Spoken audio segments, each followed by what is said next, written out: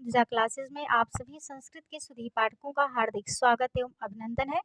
मित्रों, हम सभी लोग भारत विरचित क्रियातार्जनियों का अध्ययन कर रहे हैं, जिसमें 13 श्लोक तक अध्ययन कर चुके हैं। आज 14वें श्लोक का अध्ययन करेंगे। उसके पहले रोजाना की भांति हम लोग भारत का जीवन परिचय एक बार रिवीजन कर लेते हैं। तो भारत के पिता का नाम श्रीधर या नारायण स्वामी, माता का नाम सुशीला, पत्नी का नाम रसिका या रसिकवती, मूल नाम दामोदर, गोत्र कुशिक। ये दक्षिण भारत में अचलपुर या येचिलपुर के निवासी माने जाते हैं। अवंती सुंदरी कथा के अनुसार धारा नगरी के निवासी थे। इनका समय 6वीं शताब्दी का उत्तरार्ध या 7वीं शताब्दी का पूर्वार्ध माना जाता है। शैव संप्रदाय के थे। आदपत्री इनकी उपाधि थी। इनकी एकमात्र रचना क्रियातार्जुनीयम है, जिसमें 18 सर्ग हैं। 1040 या 1030 श्लोक हैं। जो प्रथम सर्ग आप लोगों को पढ़ना है उसमें मात्र 46 श्लोक हैं। ये इसका उपजीव्य महाभारत का वन पर्व है। शिव पुराण में भी इसका कथानक आया है। नायक कौन है? नायक इसके अर्जुन है। धीरोदात्त कोट के नायक है। नायिका द्रौपदी है। प्रतिनायक किरात वेशधारी शिव हैं। इसका अंगी रस वीर है और अंग रस या गौड़ रस श्रृंगार रस है। इसमें रीति अगर पूछे तो प्रथम सर्ग में तो वैदर्भी रीति है, और अगर भारव की रीत पूछा जाए तो इनकी रीत पांचाली है, ओज गुण है। क्या है? पांचाली रीत है, ओज गुण है। और ये जो क्रियातार्जुनीयम ग्रंथ है यह श्री से प्रारंभ हुआ है और सर्ग के अंत में लक्ष्मी पद का प्रयोग किए हैं, तो इसलिए इसे लक्ष्मी पदांक कहते हैं। यानी कि श्री से प्रारंभ, लक्ष्मी से अंत, तो इसीलिए इसे लक्ष्मी पदांक काव्य भी कहते हैं। और इसमें जो प्रथम सर्ग में श्लोकों का क्रम है तो वंशस्थ पुष्पिताग्रा मालिनी है, परीक्षाओं में पूछा जाता है। इस पर टीकाएं देख लीजिए। राजा दुर्विनीत ने इसके 15वें सर्ग पर टीका लिखी है। किस भाषा में लिखे हैं? तो संस्कृत भाषा में लिखे हैं। शब्दावतार नाम से बृहत कथा का संस्कृत रूपांतरण किया है। तो किसने किया है? दुर्विनीत ने किया है। शब्दार्थ दीपिका नाम से टीका चित्रभानु ने लिखा है, केवल प्रथम 3 सर्गों पर लिखा है। घंटापथ नाम की टीका मल्लिनाथ ने लिखा है। घंटापथ का अर्थ होता है राजमार्ग। इसके प्रथम 3 सर्ग को पाषाणत्रय कहा जाता है। तो आज के लिए जीवन परिचय में इतना ही रहने देते हैं। अब चलते हैं हम लोग कल का श्लोक का रिवीजन एक बार कर लेते हैं। कल हम लोग क्या पढ़े थे? कल 13वें श्लोक का एक बार वाचन कर लेते हैं। वसो निवांचन वसी न मन्युना स्वधर्म इत्येव निवृत्त कारणः गुरुपदिष्टे निरिपो सुते पिवा निहन्ति दण्डे सधर्म विप्लवम् विधाय रक्षान् परितः परेतरान् आशंकिताकारम् उपैति शङ्कितः क्रियाप्यर्गेषु अनुजीविषात् कृताः कृतज्ञतामश्वदन्ति सम्पदः कृतज्ञतामश्वदन्ति सम्पदः विधाय रक्षान् परितः परेतरान् आशंकिताकारम् उपैति शङ्कितः क्रियापर्गेषु अनुजीविषात् कृताः कृतज्ञतामश्वदन्ति सम्पदः। तो हम लोग सबसे पहले एक एक शब्द का शब्दार्थ देख लेते हैं, फिर उसके बाद अर्थ देखते हैं। तो विधाय का क्या अर्थ होता है? विधाय का अर्थ होता है नियुक्त करके। विधाय का क्या अर्थ होगा? नियुक्त करके। रक्षान माने रक्षा के कार्यों में। परितः माने चारों ओर। परेतरान माने आत्मीजन। पर माने होते हैं दूसरे, पर माने दूसरा, इतर माने दूसरा, जो दूसरा हो, यानी कि शत्रुओं के शत्रु मतलब आत्मीजन होंगे। जो दुर्योधन के शत्रु होंगे वो कौन है इस समय? पांडव इत्यादि दुर्योधन के शत्रु हैं। तो पांडव इत्यादि के जो शत्रु होंगे तो दुर्योधन के आत्मीजन होंगे ना, दुर्योधन के शुभचिंतक होंगे। तो परेतरान का क्या अर्थ होता है? आत्मीजन। आशंकिताकारम यानी कि शंका रहित। आशंकिताकारम का क्या अर्थ होता है? शंका रहित। आशंकिताकारम शंका रहित व्यक्ति के सदृश आकृत बनाए रहता है। कौन? दुर्योधन। अंदर से तो सशंकित है, लेकिन बाहर से कैसे दिखाता है कि हम शंका रहित हैं, ऐसी आकृति अपना बनाए रहता है। उपैति माने होता है प्राप्त, प्राप्त करता है। शंकिता माने शंका युक्त या सशंकित। क्रियाप अर्गेषु, क्रियाप अर्गेषु का अर्थ होता है कार्य समाप्त हो जाने पर। आप लोग तृतीया विभक्ति में करण कारक में पढ़े हैं अपवर्ग, अपवर्ग का अर्थ वहाँ पढ़े हैं फल की प्राप्ति, पढ़े हैं कि नहीं पढ़े हैं?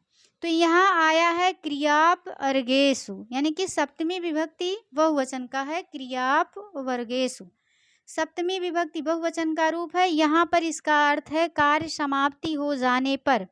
अनुजीवी माने आप लोग जानते हैं सेवक होता है। अनुजीवी सात कृताः, सेवकों को प्रदान की गई या सेवकों के द्वारा आत्मसात की गई। कृतज्ञताम, कृतज्ञताम का क्या अर्थ होता है? प्रत्युपकार, यानी कि जो किए गए उपकार को स्वीकार करता हो, मानता हो, उसे क्या कहते हैं? प्रत्युपकार, कृतज्ञताम। यहाँ जो कृतज्ञताम है द्वितीय विभक्ति एक वचन का रूप है, कृतज्ञताम, कृतज्ञताम द्वितीय विभक्ति एक वचन का रूप है, कृतज्ञताम। अस्य किसके लिए आया है? यहाँ जो अस्य है, यहाँ माँ जब हलंत हो जाएगा, आ को बाहर करेंगे तो अस्य हो जाएगा। अस्य पद किसके लिए आया है? तो दुर्योधन के लिए आया है, यानी कि इस दुर्योधन। वदंती माने कहती हैं, यह बहुवचनांत क्रिया है। वदंत माने कहती हैं, संपदा माने संपत्तियां, ये प्रथमा विभक्ति बहुवचन का रूप है। संपदा बहुत महत्वपूर्ण है, कई श्लोकों में संपदा पद का प्रयोग हुआ है, तो इसलिए व्याकरणात्मक टिप्पणी की दृष्टि से बहुत महत्वपूर्ण है संपदा। तो मेरे ख्याल से शब्दार्थ सभी को आ गया होगा। अब हम लोग चलते हैं, इसका अर्थ देखते हैं। एक बार पुनः वाचन करते हैं सभी लोग साथ में। विधाय रक्षान् परितः परेतरान्, असंकिताकारम् उपैति संकितः, क्रियाप्यर्गेषु अनुजीविसात् कृताः, कृतज्ञतामश्वदन्ति सम्पदः, कृतज्ञतामश्वदन्ति सम्पदः। परितः, परितः परेतरान्, परितः, परितः परेतरान् रक्षान्, परितः परेतरान् रक्षान् विधाय। परितः माने चारों ओर, परेतरान माने आत्मी जनों को, यहाँ द्वितीय विभक्ति बहुवचन का रूप है परेतरान, यानी कि परितः माने चारों ओर, परितरान माने आत्मी जनों को, यानी कि शत्रुओं के शत्रु को, रक्षान माने रक्षा के कार्यों में, विधाय माने नियुक्त करके। कौन नियुक्त किया है? दुर्योधन नियुक्त किया है, यानी कि वह चारों तरफ आत्मी जनों को रक्षा के कार्यों में नियुक्त करके। कौन? दुर्योधन नियुक्त करके। संकिता, संकिता सन्नपपि अपने से जोड़ लेंगे, संकिता सन्नपपि, यानी कि सशंकित होते हुए भी, संकिता सशंकित होते हुए भी, आशंकिताकारम, आशंकिताकारम उपैति, अंदर से तो वह डरा हुआ है, सहमा हुआ है। कौन? दुर्योधन। अभी मान लो जैसे आप लोग हैं, आपका किसी से हो जाए, किसी से दुश्मनी हो जाए, तो आप लोगों के मन में हमेशा भय बना रहता है कि कहीं जिससे मेरी दुश्मनी है वो मेरे ऊपर एकाएक आक्रमण ना कर दे, कहीं हमें रास्ते में हम अकेले चलें, हमको मार न दे। ये सारी चीज़ें मतलब तरह तरह के मन में विचार आते रहते हैं। तो उसी तरीके से जब वह गलत तरीके से राज को हड़पा है, युधिष्ठिर इत्यादि से पांचों पांडवों के हक को हड़पा है, हिस्से को हड़पा है, तो अंदर से वो भी भयभीत है। किससे? पांडवों से भयभीत है। अंदर से तो भयभीत है, लेकिन बाहर से कैसे दिखा रहा है? आशंकिताकारम उपैति, ऐसा दिखा रहा कि मानो हम भयभीत नहीं हैं, डरे हुए नहीं हैं, शंका रहित आकृत बना के दिखा रहा है, शंका रहित आकृत को प्राप्त किए हुए है। कौन? दुर्योधन। अंदर से डरा हुआ है, लेकिन बाहर से दिखा रहा है कि हम शंका रहित हैं, ऐसी आकृत बनाए हुए है, ऐसी आकृत को वह प्राप्त कर लिया। कौन? दुर्योधन। क्रियापि अर्गेषु, क्रियापि अर्गेषु का क्या अर्थ होता है? कार्य के समाप्त हो जाने पर, यानी कि जो उसके अनुजीवी हैं, सेवक हैं, उसके नौकर चाकर हैं, जब उनका काम समाप्त हो जाता है, कार्य की समाप्ति हो जाती है, तो सात कृता, जब कार्य की समाप्ति होती है तो क्या करता है? उनको देता है, वेतनमान देता है। कैसे देता है?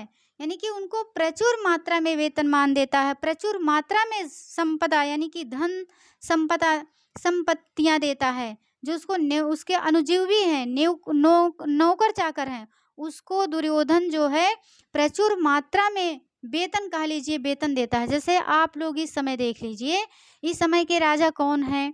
मोदी जी हैं।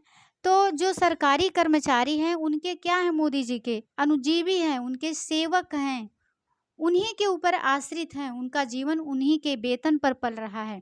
जो सरकारी कर्मचारी क्या हैं? सरकार के अनुजीवी हैं। तो इस समय लोग क्या मांग कर रहे हैं? पेंशन की मांग कर रहे हैं। जो जितने भी सरकारी कर्मचारी हैं पेंशन की मांग कर रहे हैं। लेकिन राजा क्या है? मोदी क्या है? वो सुन ही नहीं रहे हैं, अपने अनुजीवियों की बात को सुन ही नहीं रहे हैं। तो जनता क्या उनसे खुश होगी? क्या उनके जो अनुजीवी हैं, उनके नौकर चाकर हैं, सरकारी कर्मचारी उनके हैं, क्या उनसे खुश रहेंगे? नहीं खुश रहेंगे। लेकिन दुर्योधन क्या है? जो उसके अनुजीवी हैं उनको प्रचुर मात्रा में धन देता है। क्यों ऐसा कर रहा है? सबको जीतने के लिए कर रहा है, कि सभी लोग मतलब हमें ही पसंद करें, युधिष्ठिर को ना पसंद करें, कि दुर्योधन अच्छा राज चला रहे थे, दुर्योधन अच्छे राजा थे, इसलिए वह ऐसा कर रहा है। आसंकिताकारम उपैति संकिता क्रियापयर्गेषु अनुजीवी सात्कृता, यानी कि सेवकों को अनुजीवी सात्कृता, सेवकों को प्रदान की गई या सेवकों द्वारा आत्मसात की गई क्या? संपदा, संपत्तियां, कृतज्ञताम अस्य वदंती, यानी कि अस्य माने किसके बारे में? उस दुर्योधन के बारे में क्या कर रही? संपदा अस्य कृतज्ञताम वदंती, जो वह अपने कार्य की समाप्ति पर अपने अनुजीवियों को धन संपदा दिया है। वे जो धन संपत्तियां हैं उस दुर्योधन के कृतज्ञता को वदंती माने कह रही हैं या प्रदर्शित कर रही हैं। वदंती माने कह रही हैं या प्रदर्शित कर रही हैं या प्रकट कर रही हैं। एक बार अर्थ पुनः देखेंगे आप लोग। परितः परेतरान रक्षान विधाय, परितः परेतरान रक्षान विधाय, वह दुर्योधन अपने चारों तरफ से तात्पर्य है अपने राज्य के चारों तरफ, अपने राज्य के चारों तरफ परेतरान आत्मीय जनों को रक्षान रक्षा के कार्यों में विधाय माने नियुक्त करके, वह दुर्योधन अपने चारों तरफ आत्मीय जनों को रक्षा के कार्यों में नियुक्त करके संकिता, कैसा है? शंकिता, संकिता सन्नप अपि आशंकिताकारम उपैति, यानी कि सशंकित तो है, अंदर से तो डरा हुआ है। किससे? पांडवों से डरा हुआ है कि कहीं आए वो राज्य अपना पुनः छीन न ले, हमसे राज सिंहासन चला ना जाए मेरे हाथ से। तो इस बात का तो भय है उसको। संकिता तो है दुर्योधन, लेकिन दिखा कैसे रहा? आशंकिताकारम उपैति, संकिता यानी कि सशंकित होते हुए भी आशंकिताकारम उपैति, आशंकिताकारम उपैति, वह ऐसा दिखा रहा कि मानो शंका रहित है, ऐसी अपनी आकृत बना लिया है कि जैसे कोई शंका रहित हो, यानी कि निडर, एकदम साहसी राजा, निडर राजा की तरह अपने आप को प्रदर्शित कर रहा है। ऐसी आकृत बना लिया है, अपने चेहरे पे ऐसा हाव भाव बनाता है कि हम शंका रहित हैं, यानी कि हम पांचों पांडवों से नहीं डर रहे हैं, अपने शत्रु से नहीं डर रहे हैं, शंका रहित ऐसी आकृत अपना बना लिया है, ऐसी आकृत को प्राप्त कर लिया। उपैति माने होता प्राप्त करना। कैसी आकृत प्राप्त किया है? शंका रहित आकृत प्राप्त किया है। अब आगे क्या कह रहे हैं भारत जी?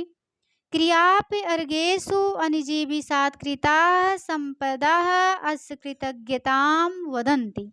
क्रियापि अर्गेषु यानी कि कार्य के समाप्ति पर अनुजीवी सात्कृता, अनुजीवी सात्कृता, यानी कि कार्य की समाप्ति पर अनुजीवियों को जो सत्कृत किया है, किससे, संपदा, संपत्तियों से, अर्थ संपदा से, कार्य की समाप्ति पर वह दुर्योधन अपने अनुजीवियों को जो प्रचुर मात्रा में, अनुजीवी सात्कृता संपदा, यानी कि प्रचुर मात्रा में जो धन संपत्तियां दिया है, वह संपत्तियां जो है, धन संपदा जो है, क्या कर रही हैं।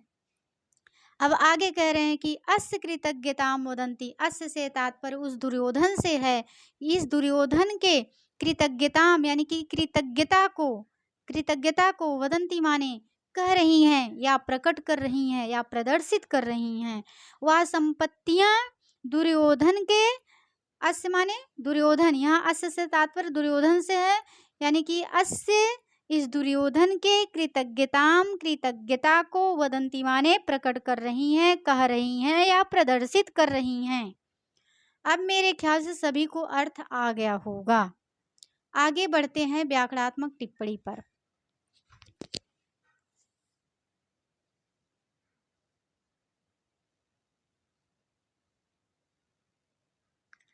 अब सबसे पहले देखते हैं विधाय। विधाय कैसे बना है, विधा कत्वा लेप, विधाय कैसे बना है, इसमें दो प्रत्यय हैं, कत्वा और लेप। लेप यहाँ जो है, लेप में, एक मिनट, यहाँ लेप में दोनों पापा बन गया है। आप लोग इतना समझदार हैं कि लेप प्रत्यय है, यहाँ यह है लेप, लेप ऐसे ही रहेगा ना, लेप, लेप प्रत्यय दोनों पा बन गया है। टाइपिंग करते समय, पीपीटी बनाते समय वर्तनी मिस्टेक है, तो आप लोग समझते रहिएगा कि क्या है, विधा कत्वा लेप, विधाय बना है, विधाय माने नियुक्त करके। रक्षान, रक्ष, अच, इसमें अच प्रत्यय है, नंदीग्राही पचादिभ्यो ल्यूमिन्य चह सूत्र से। किस सूत्र से, नंदीग्राही पचादिभ्यो ल्यूमिन्य चह सूत्र से अच प्रत्यय है, किसमें, रक्षान में, रक्षान में अच प्रत्यय है। आगे संकिता, संकिता में कौन सा प्रत्यय है, इतच प्रत्यय है, संकाधन इतच, संकाधन इतच, संकिता महत्वपूर्ण है। संकिता सभी लोग दिमाग में एकदम सेट कर लेंगे, मेमोरी में सेव कर लेंगे, अस्थाई मेमोरी में सेव करेंगे सभी लोग। आकारा, आकारा कैसे बना है, आ उपसर्ग क्री धातु घे प्रत्यय, आकारा, आ क्री घे, कैसे बना है, आ क्री घे। उपैति, उपैत में कौन सा प्रत्यय है, प्रत्यय, उपैति प्रत्यय नहीं है इसमें, उपैति में क्या है, उपसर्ग है, इड़ धातु है। अगर पूछेगा इसकी व्याकरणात्मक टिप्पणी तो उपैति उपसर्ग इड़ धातु है, यह लकार है, यहाँ पर इसमें प्रत्यय नहीं जुड़ा है, प्रथम लट लकार प्रथम पुरुष एक वचन का रूप है उपैति, उपैति क्रियापद है यहाँ पर। अपवर्गेषु, अप उपसर्ग है, ब्रिज धातु है, भाव अर्थ में घे प्रत्यय लगा है। अपवर्गेषु, अप ब्रिज घे, भाव अर्थ में घे प्रत्यय लगा है। अनुजीविन, अनुजीविन कैसे बना है, अनु उपसर्ग है, जीव धातु है, ऋण प्रत्यय लगा है, कर्तर ताच्छील्य सूत्र से। इसमें अनुजीविन यानी कि कौन सा प्रत्यय लगा है, ऋण प्रत्यय। अगर पूछे कि अनुजीविन में कौन सा प्रत्यय है तो ऋण प्रत्यय, अनुजीव ऋण।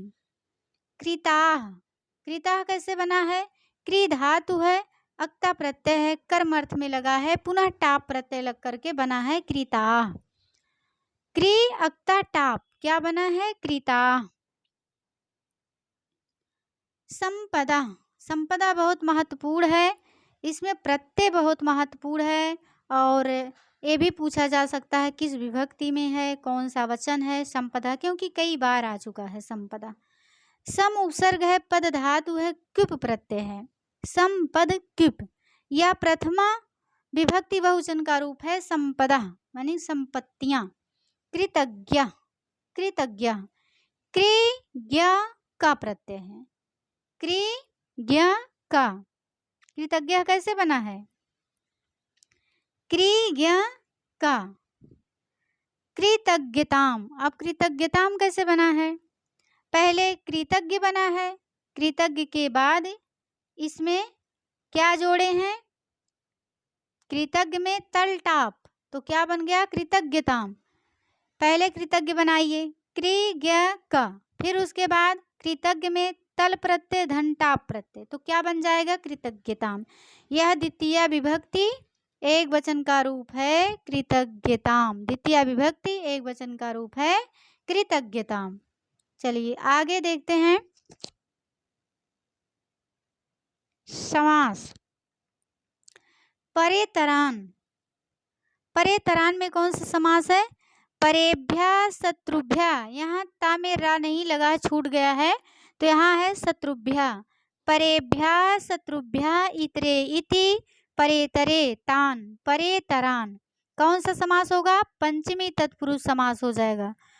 और परः शत्रु इतरः अन्य एसाम ते परेतरा, बहुव्रीहि समास।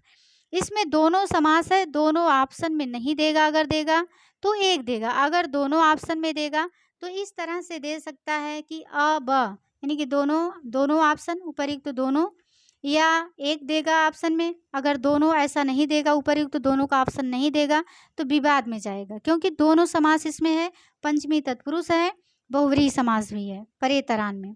असंकिता, न संकिता इति असंकिता, इसमें कौन सा समास है? तो नए तत्पुरुष समास है। असंकिता न संकिता इति असंकिता, नए तत्पुरुष।